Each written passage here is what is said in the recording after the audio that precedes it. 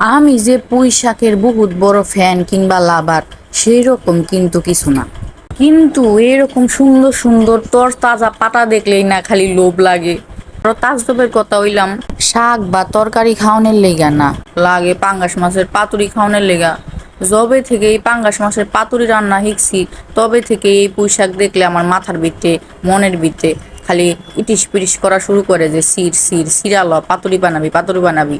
পাতুরি বানাইতে যে কত কষ্ট এইটা তো আর মন বুঝে না। সবচেয়ে কষ্ট হইলাম গে দুইজনের লেগা অল্প পরিমাণে বাটাবাটির মশলা, এই বাটাবাটিটাই সবচেয়ে বেশি কষ্টের।